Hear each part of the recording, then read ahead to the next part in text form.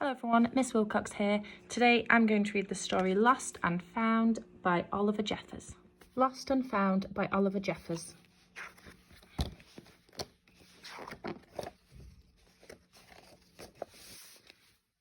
Once there was a boy, and one day he found a penguin at his door.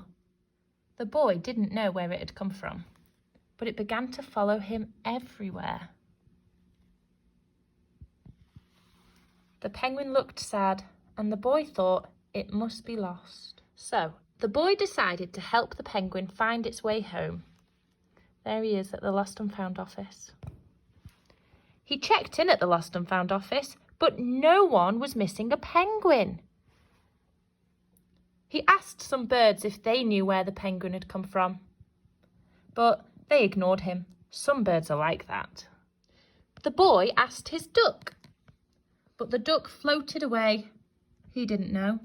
That night, the boy couldn't sleep for disappointment. He wanted to help the penguin, but he didn't know how. So together, he and the penguin would row to the South Pole. The boy took his rowboat out of the cupboard and they tested it for size and strength. They packed everything they would need, and together they pushed the rowboat out to sea. They rowed south for many days and nights, with the boy telling stories all the way. The penguin listened to everything that the boy said.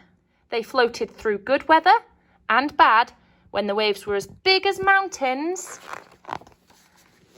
until they came to the South Pole. That says, "Welcome to the South Pole." The boy was delighted, but the penguin said nothing. Suddenly it looked sad again as the boy helped it out of the boat. The boy said goodbye, and he floated away. But as he looked back, the penguin looked sadder than ever. It felt strange to be on his own, and the more he thought, the more he realised he was making a big mistake. The penguin wasn't lost, he was just lonely. Quickly, he turned the boat around and headed back to the South Pole as fast as he could. At last, he reached the pole again. But where was the penguin? The boy searched and searched, but he was nowhere to be found. Sadly, the boy set off for home. There was no point telling stories anymore because there was no one to listen except the wind and the waves. But then the boy saw something in the water ahead of him.